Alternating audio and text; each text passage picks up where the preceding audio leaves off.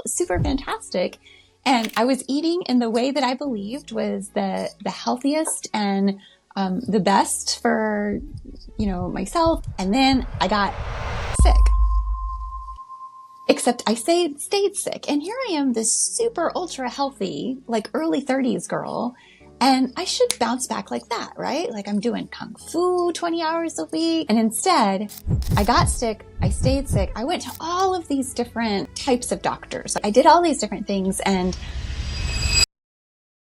nobody could figure out what was wrong with me.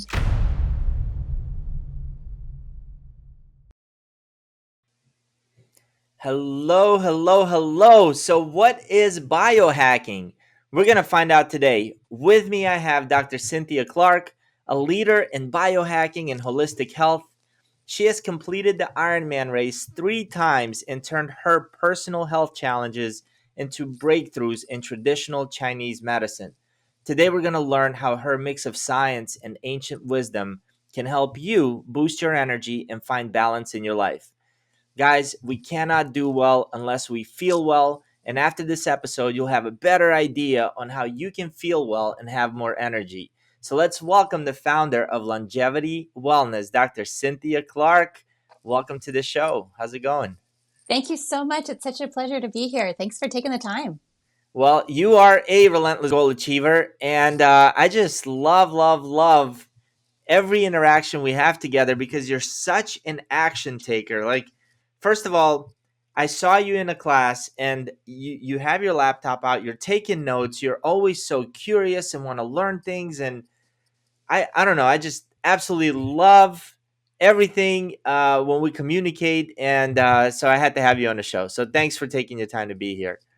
Well, thank you so much. I have to tell you, in that class, obviously I was really impressed by your work and the heart that you brought to it. But as I was sitting there, I felt shy.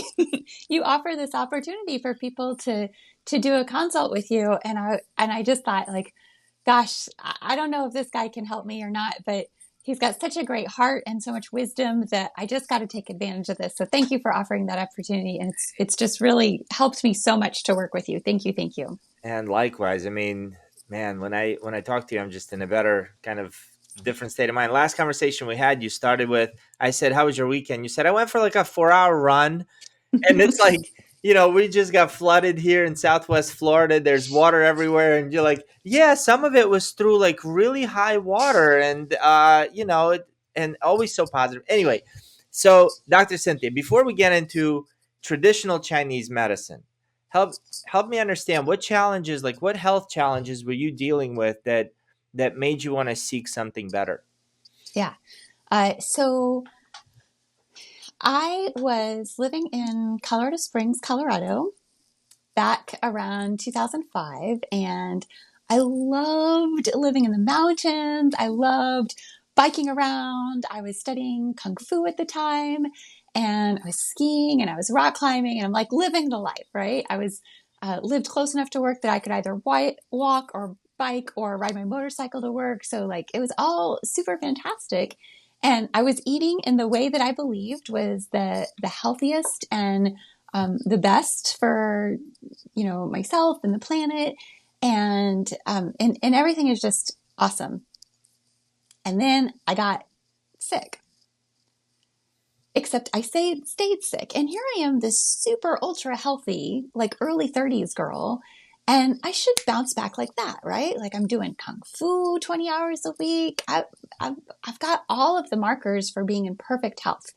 And instead, I got sick. I stayed sick. I went to all of these different types of doctors. I went to, I went to an MD. I went to an integrative MD. I went to a naturopath. I went to chiropractor. I did all these different things, and nobody could figure out what was wrong with me. What were the symptoms like?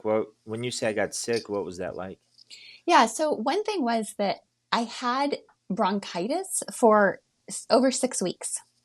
I had bronchitis and pleurisy, which is an inflammation of the lining that goes around the lungs. And I had pneumonia twice already. So like once you've had pneumonia, it's much easier to get it a second time. So if you're a person that's had pneumonia, you want everything you can do to not get pneumonia again, right? For sure. And I had not gotten pneumonia because I'd stopped it at the pleural lining.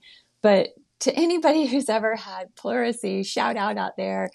It is described as feeling like a gunshot to the chest every time you cough. Now, I've never had a gunshot to the chest, so I can't speak to that, but it is so painful. And I'm just like stuck in this. And of course, I'm getting more and more tired. My digestive system is getting off. I'm having trouble eating, and it's hard to get better if you can't eat very well. That's crazy. And things just kept going on this downward spiral.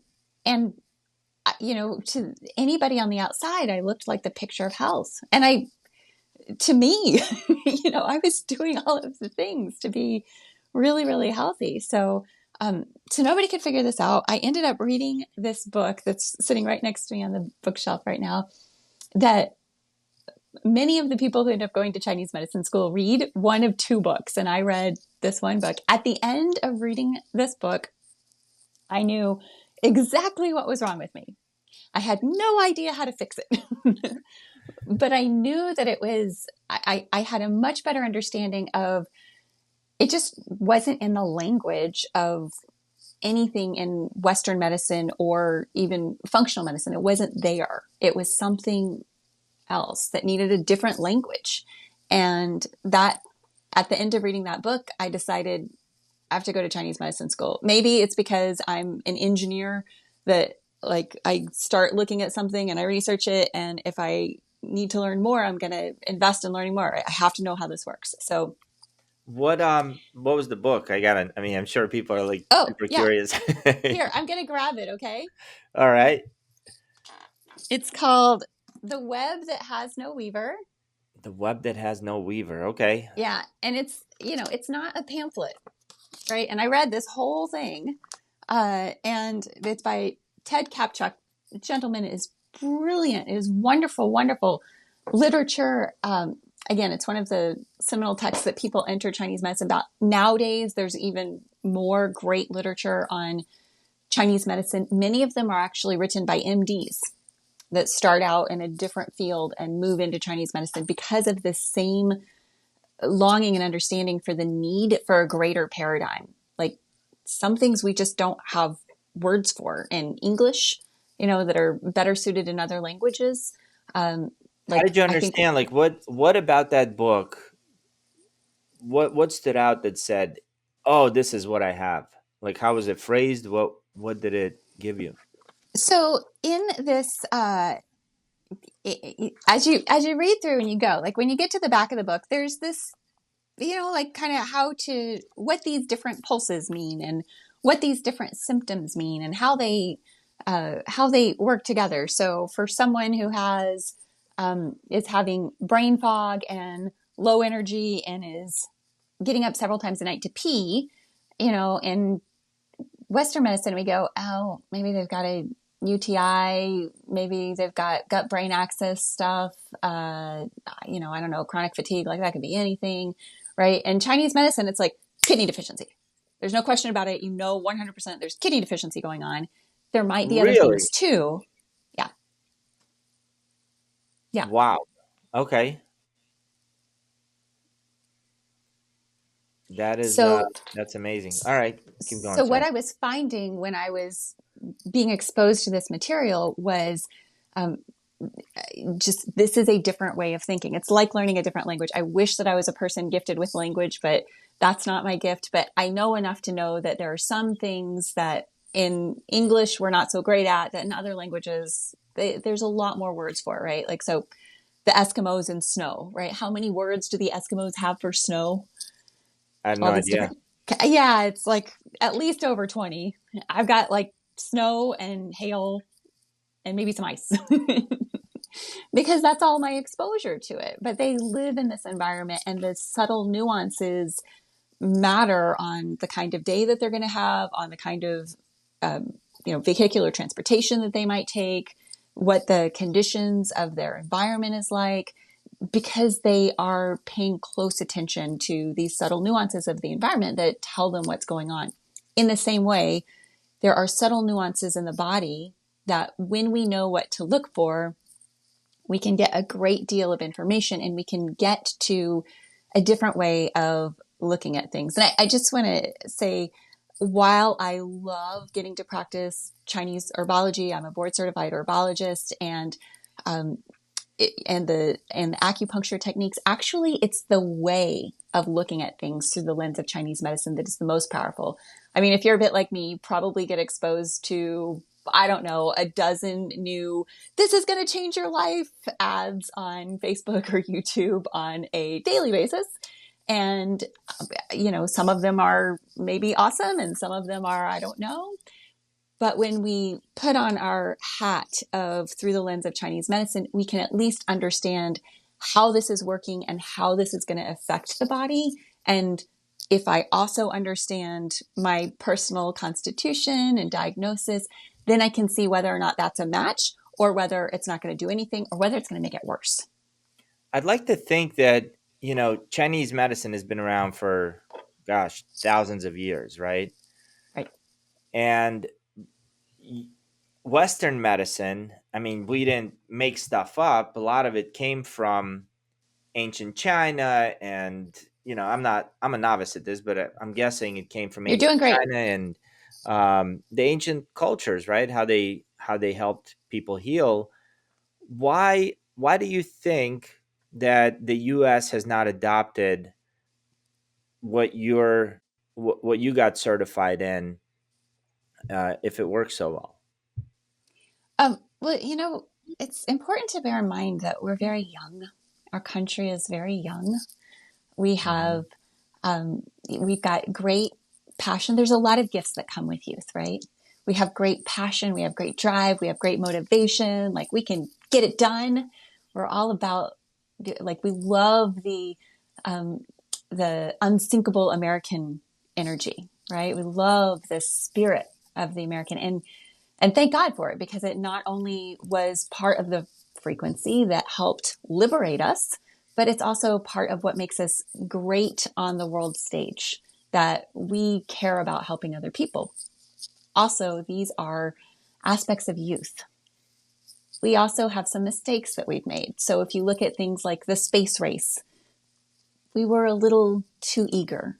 And in that eagerness, we wound up with lives lost for simple delay of, a month delay might have saved Apollo astronauts, right? So we're sometimes we're just not as wise as cultures that are 10 times our age.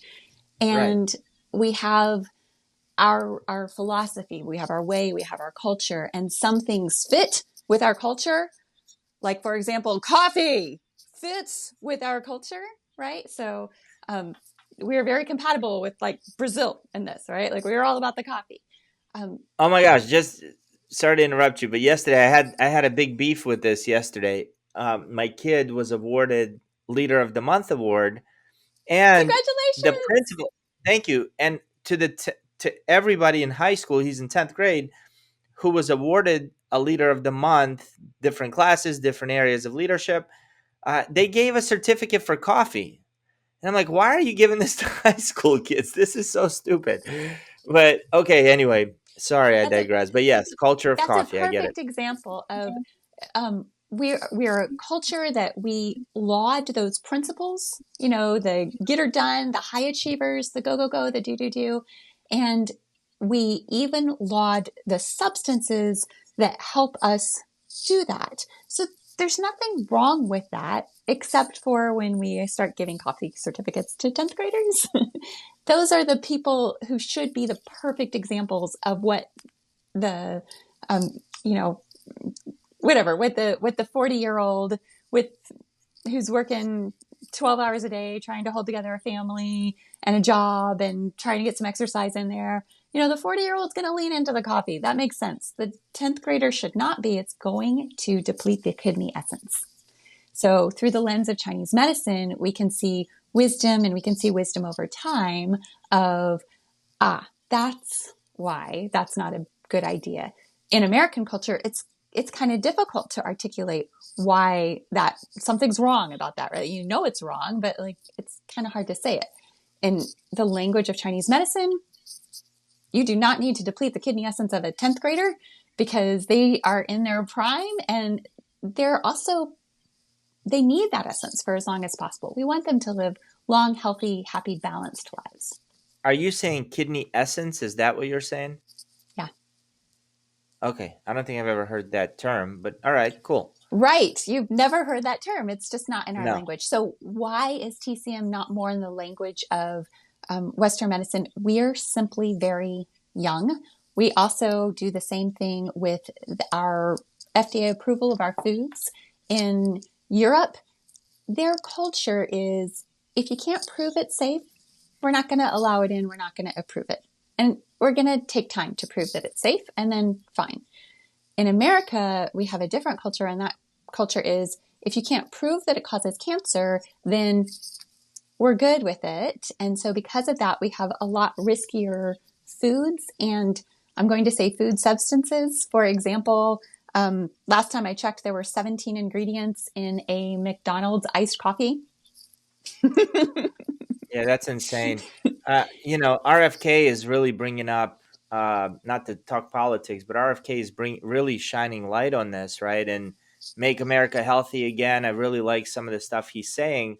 But I think the problem in the U.S. is that the people who are the major donors, who are controlling, is the food industry and the insurance industry. So like the food industry really doesn't care whether you're healthy or not. They want to sell you food. But the healthcare industry, the FDA, and the big insurance companies and the big pharma, it seems like they would not benefit by having a healthy society.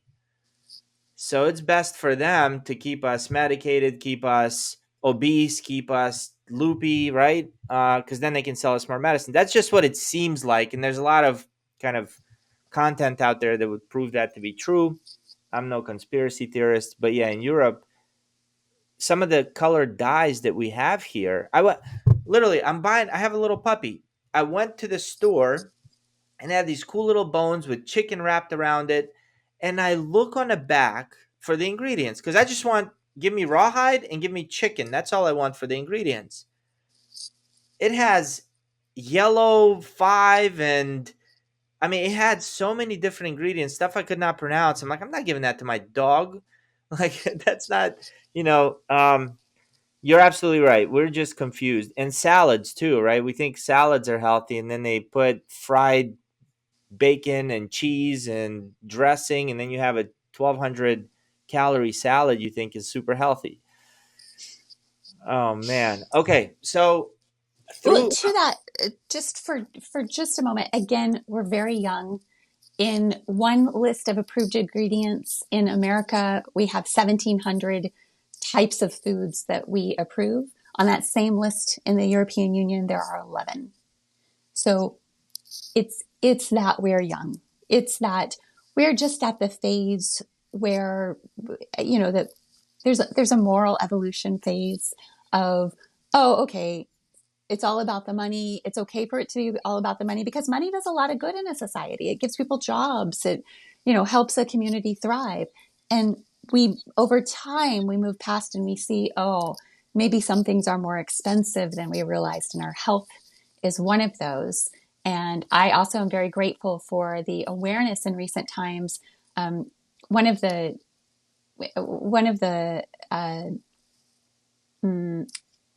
myths about RFK is that people are like, oh, he's an anti-vaxxer. And actually, it was that he was an anti-mercury lawyer. And so it was mercury that was in the content of the vaccines that were being given to our children. He actually had an incredible amount of resistance. He did not want to get involved in that case. He did finally, when a group of moms brought him, I think it was 1,800 pages of documentation of the deleterious effects of the mercury that was in the vaccine. So he helped clear the mercury out of the vaccines. Of course, he wanted to see more safety with the COVID vaccines and boosters. But, this term conspiracy theory, it's gotten a lot of bad press in recent years because if you just believe something that's different than what mainstream media is telling you to believe, then, oh, you're a conspiracy theorist. And one of the things I love about Americans is our individualism and our free thinking and our relentless pursuit of the truth. So I'm really proud of Americans. I'm really proud to be an American, because I think it's that spirit that helps instill in us a desire to learn more about what the truth is, right? And in this particular topic that we're talking about, the truth is that there's a lot of benefit that can be gained from the lens of Chinese medicine. And that's the other thing that's great about American is we're this wonderful melting pot. We have the wisdom of so many different cultures here that we listen to and that we live with. We have our weaknesses, of course, but there's a lot of opportunity to grow from that. And, I love it that Americans can say, yes, we love this Chinese medicine thing. Hit me up with some Chinese medicine. I'll take some Ayurvedic medicine and let's do some yoga on the side, right? Like we're awesome about that. I love your positivity. I'm sitting there and you're saying free thinking Americans, and I love how you have everything's coming out so positive and fun. And I'm like, there were guys masked up driving alone in their car 2 years ago, and you still spot one of them Yeah, here. I was gonna say That's I not. just saw one I this don't think week. that's. I don't think that's free thinking. I think that's manipulated. But hey, But it's one person, okay, fair enough. right? Yeah, Fair enough. I yeah, will not. Yeah, fair enough. All right, let's talk about traditional Chinese medicine. To me, that's almost an yeah. oxymoron to say traditional Chinese medicine, but I guess as an American, there's nothing traditional about Chinese medicine. But if I was in China, it would just be traditional medicine, right? Right, Okay, so we're talking about right, in right. China, traditional Chinese medicine or just medicine. How do they come about? How do they identify that if somebody is waking up multiple times a night to pee, foggy in their brain, having low energy, Yeah, is a liver deficiency, kidney. kidney Uh, deficiency? Sorry. right. So in this particular example, and I love talking about the kidney because kidney is considered to be um, the house of healthy aging. Kidney qi deficiency would broadly refer to a number of signs that we think of as aging. And aging just means we're getting weaker. And if we can get weaker, then many times we can also get stronger, right? I've certainly experienced, I did a couple Ironmans last year, which was super awesome and super cool. It makes me sound oh, that's a big thing. It is a big thing. I'm not taken away from that. But I can also say that there were parts of me that got weak during that training that I neglected because I was spending so much time swimming, biking, and running that I neglected things like mobility exercises and strengthening of the small stabilizer muscles, this functional training that we talk about today that is really powerful. So maybe if we kind of think about the lens of Chinese medicine and that perspective of, oh, there are some other ways that the body works that we just maybe don't think about every single day. Maybe I need to do some neurological exercises. Those are different. They're not what we usually do when we go hop on the bike or go for a run, but they're just as important to us. And in fact, as I have been proving to myself, that's really where the power of long-term sustainable athleticism, especially into later years, exists. So for Okay, example, yeah, really quick. I'm sorry. You just defined aging as getting weaker. I think most people, and English is my second language, so forgive me if I'm no Webster here. Most people, I think, would define aging as getting older. ah, Did you do that intentionally? that's so funny. While I was in Chinese medicine school, I worked as a certified personal trainer.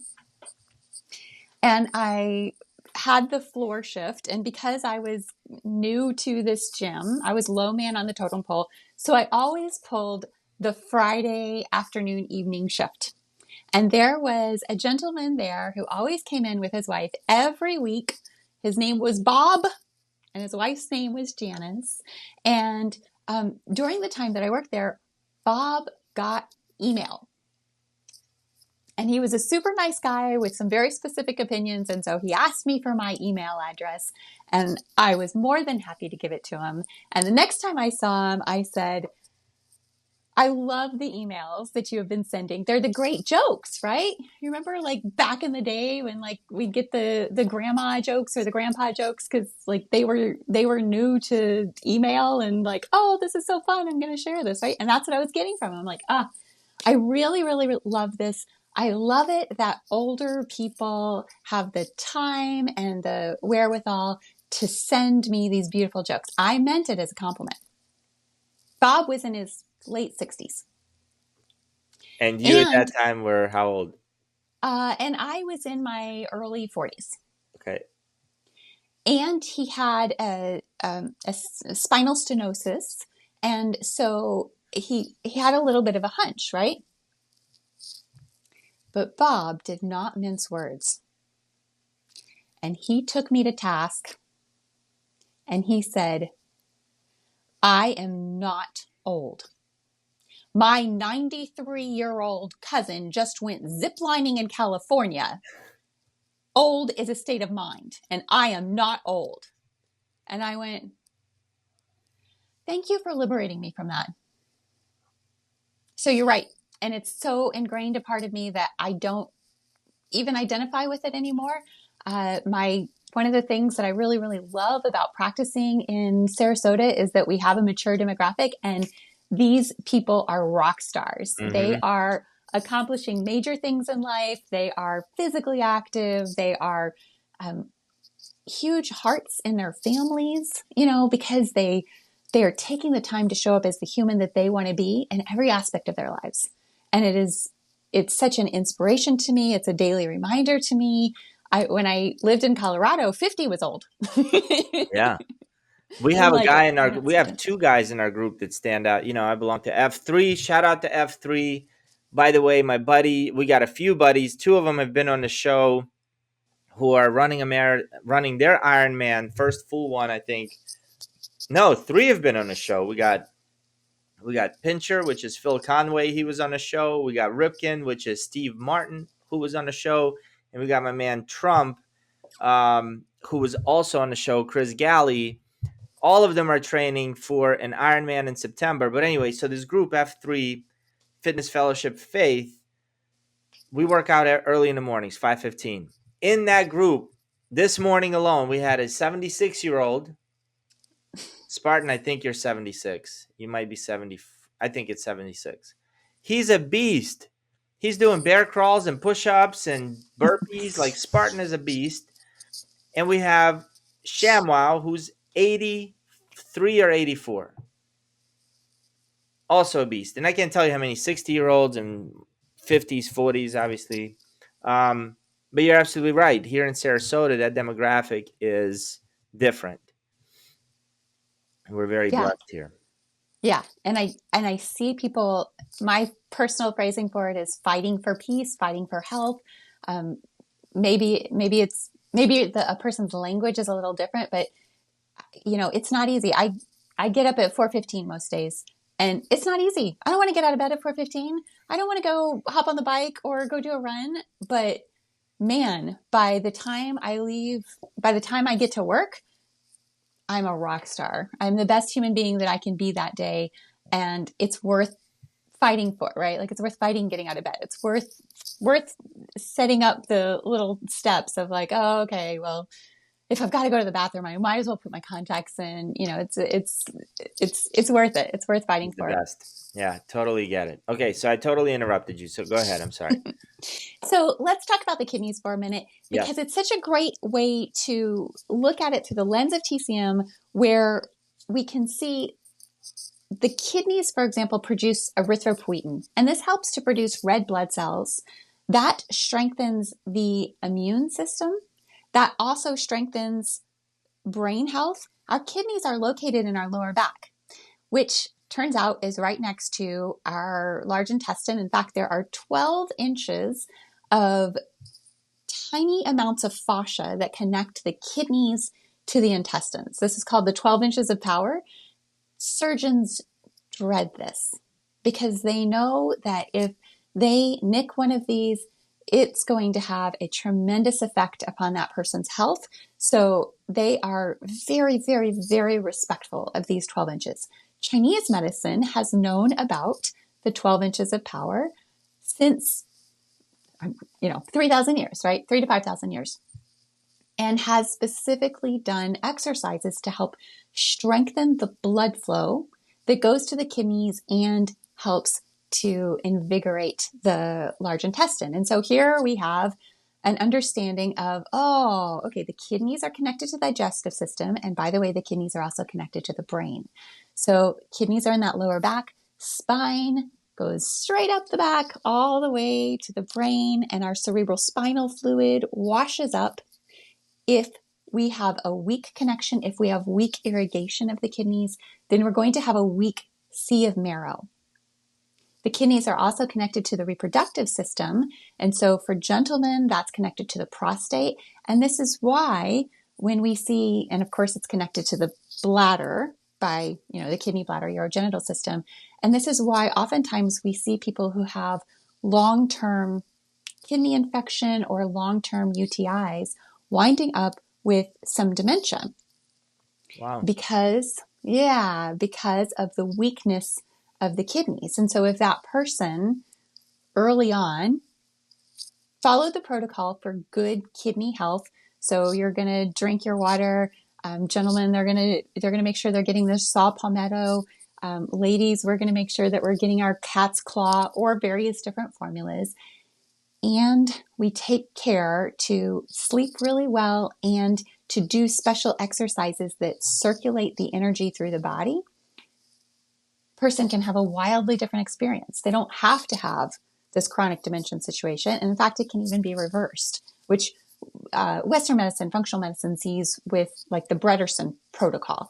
They've started learning, there's some things we can do to reverse these situations. It doesn't have to be the death knell that it was once considered to be. That's amazing. So when we spoke before and I asked you like what's the most common thing people come see you for that you help with, you said low energy. And so do kidneys affect energy levels in people? Absolutely. It's considered to be the textbook symptom of kidney Qi deficiency. It's what we most commonly associate with aging too, is grandma's getting tired. She doesn't have as much juice. She's falling asleep in her soup.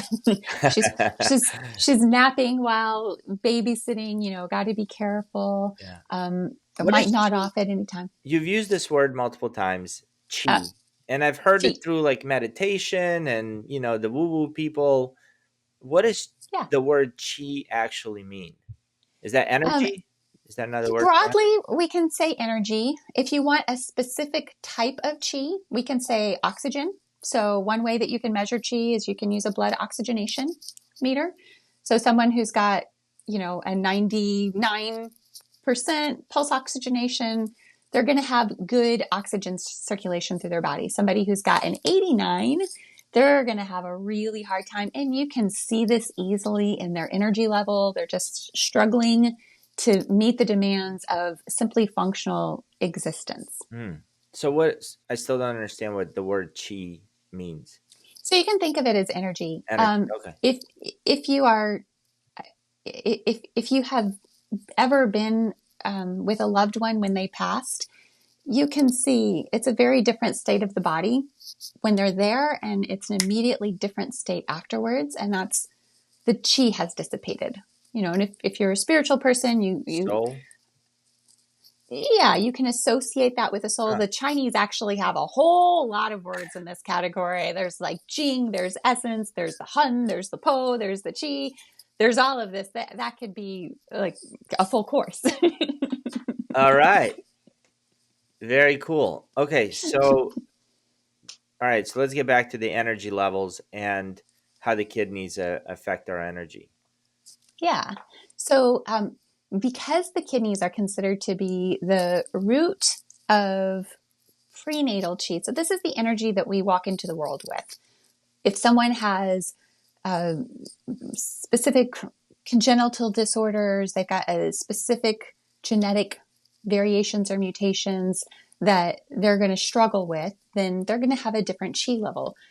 In Chinese medicine, one of the things that we teach is that the older the parents are, typically the weaker the chi in the offspring. So if you have young parents, even if they don't know a lot about parenting, the child is going to tend to be more resilient. If you have older parents, now they're better at parenting, but the child may be less resilient, might have more health issues because there's less chi later in life. How do they measure that in a newborn baby? Because I would argue, like, yeah, older parents probably don't have enough energy to run around with their kids and do the stuff that the younger parents do. So that's why one kid grows up being super active, the other one not as active. But are they able to, like, as soon as we come out of our mother's womb, measure our chi levels? Usually there wouldn't be a cause to do that because children are usually quite healthy, or the diseases that they have are usually diseases of excess rather than deficiency. So they've caught a bug, they've got exposed to something, Right. rather than like, I just don't have enough juice to fight off this mild cold, Mm. right? Like that's more of a older in life deficiency situation. Um, but it's interesting because we can see the results of this over time. So one of the most famous Chinese medicine practitioners, he was also a martial artist and a Tai Chi master. His name is Professor Chen Manqing, and he practiced in New York in the 70s.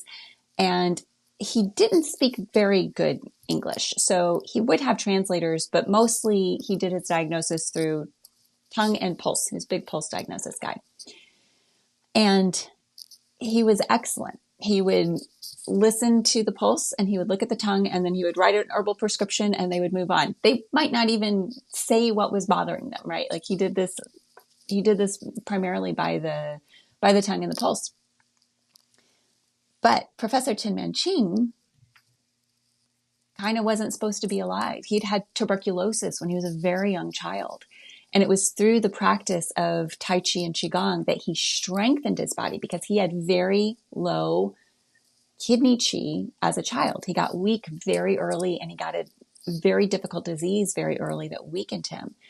But through the practice of Tai Chi and Qigong, he healed himself of tuberculosis. And that's why he dedicated himself to Chinese medicine, was to help other people, and why he was a master. And he even was a, you're not supposed to tell this part of the story, right? But to show how excellent he was at his prowess of healing himself, he even smoked.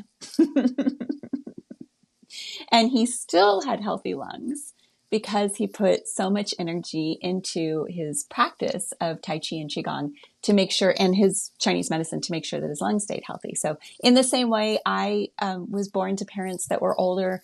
I have a weaker constitution, and the only way that I could do these endurance races that I do now, with the full length Ironman races, is through these same kinds of practices. So I'm so grateful that these principles have been preserved over centuries and even millennia and taught down from generation to generation. And you may know that in Asian cultures, there's this whole culture of not losing face. Have you ever heard this term? I know, I know what it means. Yeah, not Yeah. losing face. Well, in the practice of medicine, doctors don't really say, oh, like, oh, that guy's a quack. This is an American thing to do. The Asian culture wouldn't do that. What they would do instead is simply not pass it down.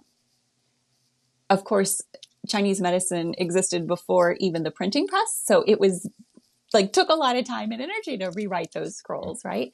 So what that means is that the purest and most excellent medical observations and remedies over millennia are the ones that have been passed down over time and preserved. And that's why to this day, modern acupuncturists study the classics, which are texts that are thousands of years old. Even this morning, I was listening to a discussion of some of my favorite scholars about certain aspects of the classics because there's still so much wisdom in them. Wow, that's interesting. So when somebody comes to you and they say, I have I'm feeling like, by 1 o'clock, I'm just completely drained. And I'm drinking 3 Monster drinks by between 1 and 3 p.m. just to get through the rest of the workday. But then I get home at 6 and I crash. And what walk me through like the protocol. What do you do? How do you figure out whether it's the kidneys or something else? And then if, you know, how do you help them get back on track and get them higher energy? Yeah, well, obviously that's a case of monster deficiency. They need more monster. Clearly, yeah, only 3 is not good. um, and that can be, we thank God for 21st century America. Thank God for all of these tools that we have that we can lean into, that we don't drive off the road or injure other people when we're tired. And also, we get wiser as we go along, and we learn that many of these energy drinks have substances in them that erode our neurotransmitters like dopamine. And it's a big part of our get up and go. So I thank you so much for that question, because I do get it a lot. And it's one thing that I wish a lot of people knew. There's kind of this general awareness of like, oh, maybe this isn't the best thing for me. But to understand that each time you're drinking one, it's taking away from your ability to hit your natural high. That can change things, right? Like if we lean into the synthetic dopamine boosters versus the real life dopamine boosters, like exercise, connecting with loved ones, then we're actually eroding our ability to feel real dopamine boosters. So when What somebody if comes you into do my, both? Like, what if you drink a Monster drink and then go exercise? Like, that's your um, pre-workout.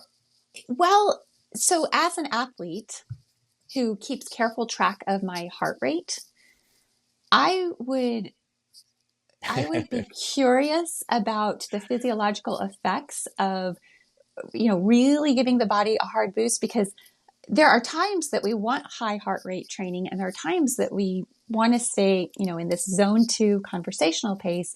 And I got to tell you, I've done stuff like that, not Monster, but, I've taken a supplement that had caffeine in it, and I had to walk during my whole workout because my heart rate was so high already. It was like, that was not what I meant to do.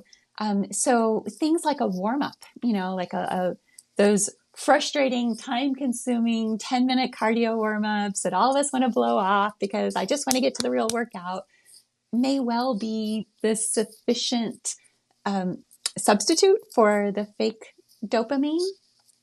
So I would just, look at the body. There's going to be specific situations. And as an athlete, I'm not going to pass judgment on anybody or say that there's a blanket rule of everybody should do this or not do this with their workouts. But I would just encourage exploration of self and what your real long-term goals are. And if you're having trouble getting out of bed in the morning, then, that's a different thing. That's a big thing. Let's talk about that. But I want to answer your question about what would I do if somebody comes in, they're tired at 1 o'clock in the afternoon, and they're taking Monster drinks, but then they're crashing later. Because I think that that's probably a pretty common thing, Yeah. either with Monster or with coffee. And so my answers for that are going to be in my clinic. I do tongue and pulse diagnosis, just like we talked about, but I also use the modern 21st century tools that I really, really love. And all of them are done in my clinic. I don't have to send out for this. I do also have additional labs that I use. That's a separate category.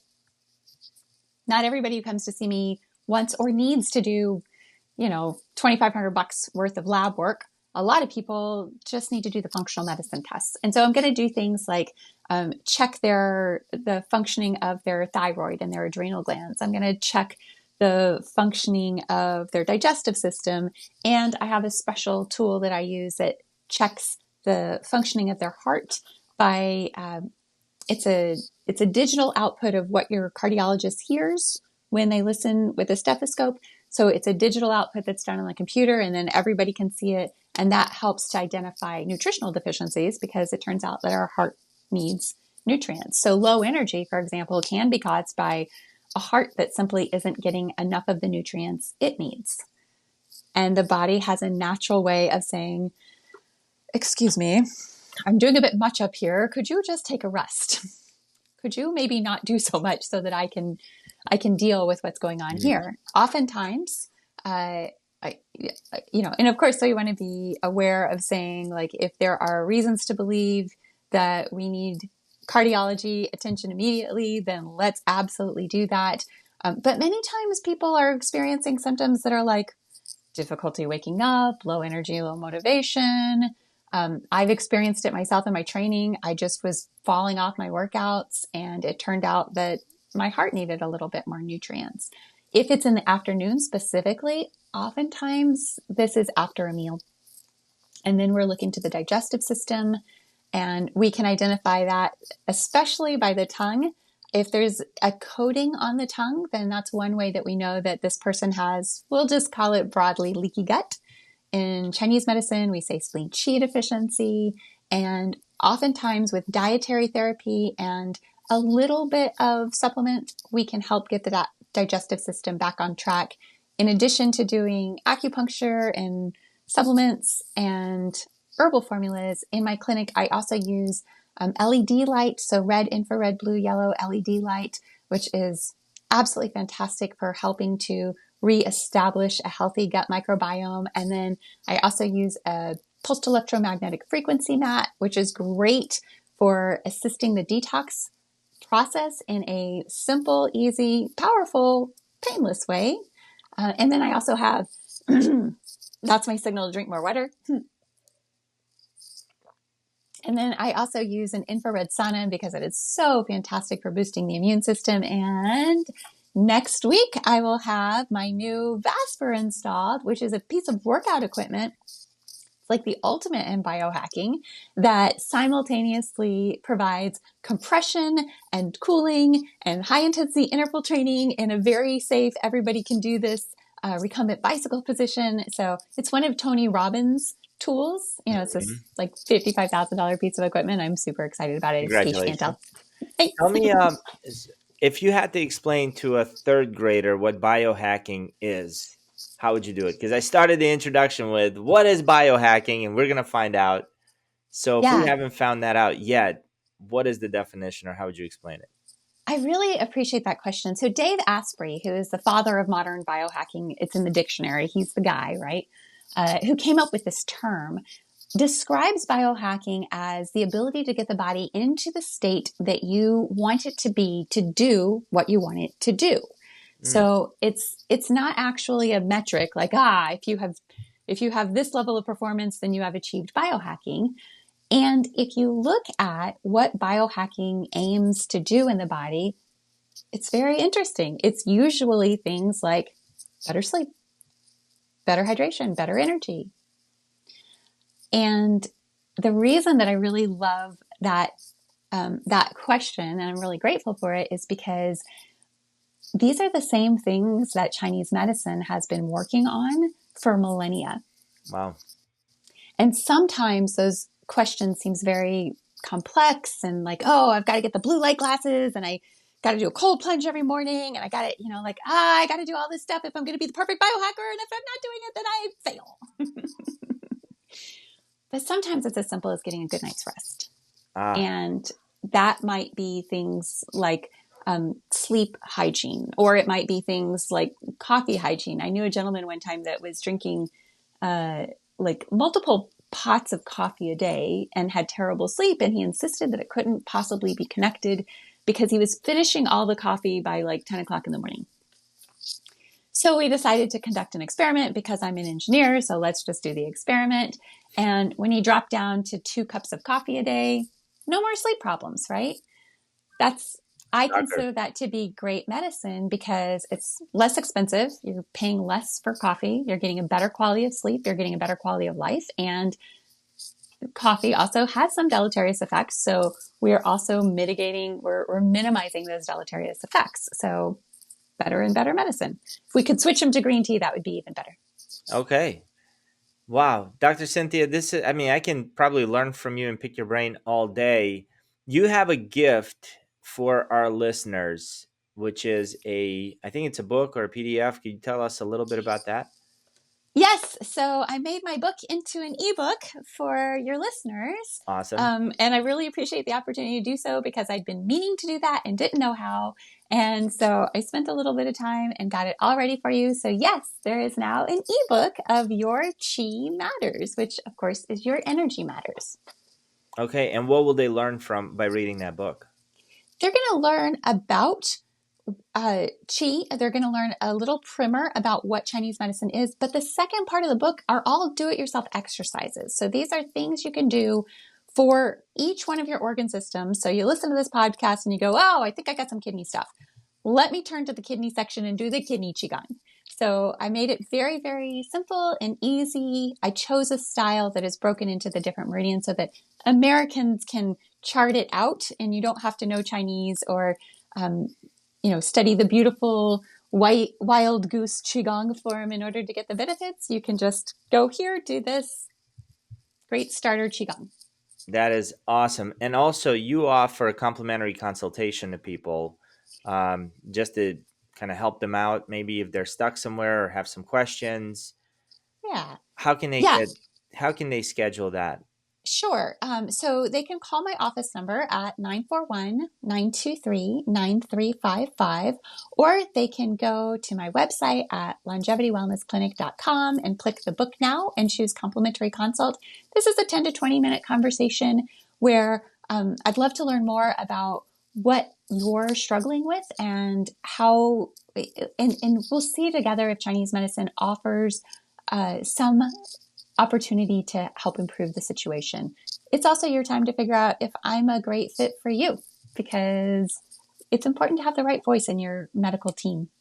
Absolutely, and it's also an IQ test, right? Like if Dr. Cynthia is not a great fit for you, chances are you have low IQ. Maybe, maybe not. I don't know, but it's a good chance. Go check the IQ cheat out. I'm kidding. I'm kidding. I only have high IQ listeners on this podcast.